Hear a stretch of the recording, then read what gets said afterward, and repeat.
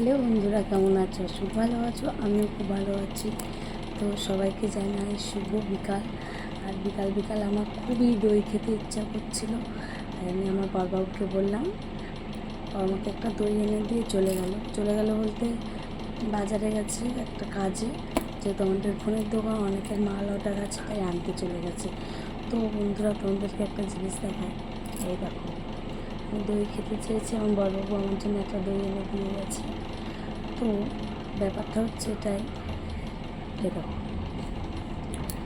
দই এখানে পুটিং করা হয়েছে ভাতটা। কেন বলো তো? যখন দইটা বসিয়েছিল, বসানোর পরে হয়তো এখানটা ভেঙে গেছে। দেখো, আর দোকানদারের কি বুদ্ধি, একটা দই নষ্ট হওয়া মানে অনেকটাই ক্ষতি। তার জন্য দোকানদার কী করেছে, দেখো, এই যে ময়দা না আটা দিয়ে এখানটা এইভাবে লাগিয়ে দিয়েছে। আমি প্রথমে বলছিলাম খাবো না কি লেগে আছে। তো আমাদের বড়বাবু বললো খাও, ওটা আমাকে বলেই দিয়েছি, তো কী আর করা যাবে। এত দই খেতে ইচ্ছা করছিল আজকে দুপুরবেলায়। তো কে কে খাবে চলে এসো, দেখাই তোমাদের। আর দই খেতে কিন্তু খুবই খুবই ভালো লাগে। দেখো,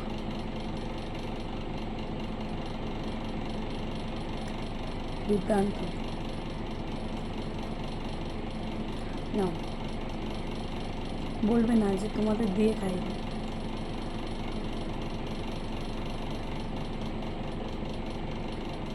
তো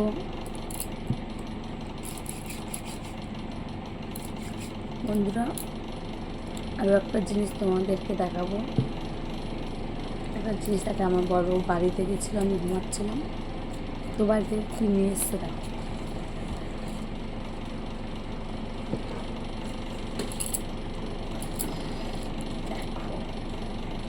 কী বলো তো এগুলো হচ্ছে সজনের ডাঁটা। এগুলো কিন্তু আর মনে হয় কয়েকদিন পর আর পাওয়াই যাবে না, আবার 1 বছর পর এগুলোর জন্য অপেক্ষা। 1 বছর পরে কেন বললাম, যেহেতু আমরা গ্রামে থাকি, আমরা বাজারে উঠলেও কিনে খেতে পারবো না নিশ্চয়ই। তো আমি এগুলো কিছুটা কেটে, এরকম ছোটো ছোটো করে কেটে ছাড়িয়ে আমি ফ্রিজে হয়তো রেখে দেবো, হয়তো কিছুদিন ধরে বসে খেতে পারবো। ওর জন্য নিয়ে আসতে বলেছিলাম। তো দেখো, আমি এখান থেকে 3-4 দিন আগে বলেছি নিয়ে আসার কথা, ও কিন্তু আজকে গিয়েই নিয়ে এসছে। তো দেখো কতটা বুড়ো হয়ে গেছে, অনেকটা এনেছে, অনেকটা। দেখে দেখাই কতটা হবে।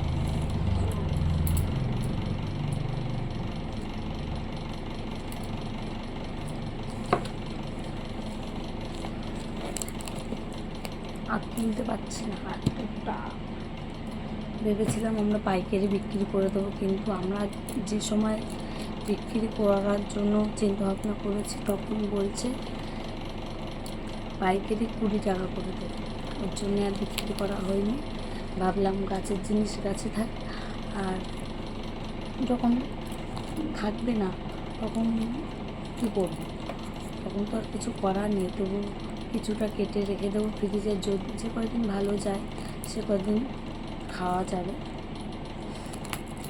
ও আরও একটা জিনিস, তোমাদের দাদা বাড়িতে গেছিলো, তো আমার শ্বশুর একটা জিনিস পাঠিয়ে দিয়েছে।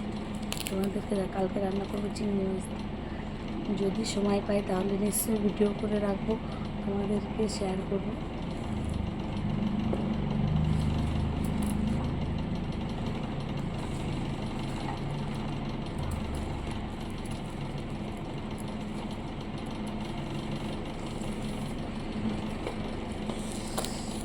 দেখো, এগুলো কী বলো তো, এগুলো হচ্ছে কচুরলতি। আমাদের বাড়িতে কিন্তু অনেক বড় বাগান আছে কচুর বাগান। তো এগুলো কালকে চিংড়ি মাছ দিয়ে রান্না করবো। তো আজকে ভিডিওটা এই পর্যন্ত।